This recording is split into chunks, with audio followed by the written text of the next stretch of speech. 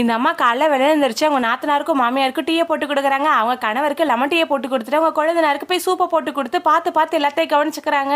இவங்களும் ஷால் வேணும்னு சொல்லிட்டு அவங்க கணவர்கிட்ட கேட்கும்போது அம்மாவும் தங்கச்சியும் கடைக்கு தான் போறாங்க, அவங்க கிட்ட சொல்லி விடுமான்னு சொல்லிட்டு அமைச்சிக்கிறாரு. அந்த பொண்ணு ஒரு பிங்க் ஷால் மட்டும் வாங்கிட்டு வான்னு சொல்லி கேட்கறாங்க. அப்ப அந்த நாத்தனாரும் சொல்றாங்க ஒரு பழைய ஷால் உள்ளதா இருக்கு, அதை வேணா நீங்க யூஸ் பண்ணிக்கோங்கன்னு சொல்லிட்டு கிளம்பும் போது அப்பா அவங்க அம்மாவும் கேட்கறாங்க அந்த ஷால் உங்களுக்கு கொடுத்துட்டு நீ என்னடி பண்ண போறேன்னு சொல்லிட்டு புது ஷால் வாங்கிக்கிறேமா, அந்த ஷால் ரொம்ப பழசாயிடுச்சுன்னு சொல்லிட்டு அந்த பொண்ணு அவங்க அம்மா கூட கிளம்பிடுறா. அந்த பொண்ணுக்கு ரொம்ப கஷ்டமா இருக்கு. அப்போ உறவுமுறையில இருந்து ஒரு பையன் வளகாப்பு கண்டி பத்திரிக்கை வைக்க வந்திருக்கா, அவனும் எல்லாரும் குடும்பத்தோட வந்துடும் சொல்லிட்டு போறா. அப்ப அந்த பொண்ணு கிளம்பட்டும் பார்த்தா அப்படின்னு சொல்லிட்டு கேட்கும் போது அதுக்கு அந்த மாமியார் ரொம்ப அசிங்கப்படுத்திடுறாங்க. ஏண்டி நீயே ஒரு பிள்ளைய பத்தி கொடுக்க வழி இல்ல, அங்கெல்லாம் உன்னை கூட்டு போனா என்ன அசிங்கப்படுத்த மாட்டாங்களான்னு சொல்லிட்டு திட்டி விட்டு போயிடுறாங்க. அவங்களும் வளகாப்பு ஃபங்க்ஷன்லாம் முடிச்சுட்டு வீட்டுக்கு வந்து உட்காரும் போது அப்பா அவங்க பையனை என்னமா வளகாப்பு ஃபங்க்ஷன்லாம் நல்லபடியா முடிஞ்சான்னு சொல்லிட்டு கேட்கும்போது அதெல்லாம் நல்லபடியா முடிஞ்சுப்பா, உங்ககிட்ட ஒரு முக்கியமான விஷயம் பேசணும்னு சொல்லிட்டு அவங்க மருமகளை மேல துணி காயப்பட்டிருக்கே போய் அதை எடுத்துட்டு வான்னு சொல்லி அமுச்சு வைக்கிறாங்க. அப்பா அந்த பையன்கிட்டயும் சொல்றாங்க இந்த மலடியை கட்டிக்கிட்டு எவ்வளவு நாள்ப்பா அவளை கஷ்டப்படுவே, பேசாம இவ்வளவு அத்து விட்டு நான் பாக்குற பொண்ணை கல்யாணம் பண்ணிக்கன்னு சொல்லிட்டு ஒரு பொண்ணோட போட்டோவும் காட்டுறாங்க. அந்த பையனுக்கு அதுல விருப்பமே இல்ல, பயங்கரமா சண்டை போட ஆரம்பிச்சிட்டா. அதெல்லாம் அந்த பொண்ணு கேட்டுட்டு மனசு ரொம்ப கஷ்டப்பட்டு ரூம்ல போய் உட்காந்துட்டு இருக்கும் போது அப்பா அந்த பையனை உட்காந்துட்டு இருக்கா. அப்பா அந்த பொண்ணு கேட்கிறேன் என்னங்க உங்க அம்மா வேற ஒரு பொண்ணு உங்களுக்கு பாத்துட்டாங்களான்னு சொல்லிட்டு அப்ப அந்த பையனும் சொல்றேன் எங்க அம்மா பேசுறது என்ன தப்பு இருக்கு, நீ இப்படி குழந்தை பெத்துக்காம இருந்தா எங்க அம்மா இப்படிதான் பேசுவாங்கன்னு சொன்னதும் அந்த பொண்ணுக்கு மனசு ரொம்ப கஷ்டப்பட்டுருச்சு.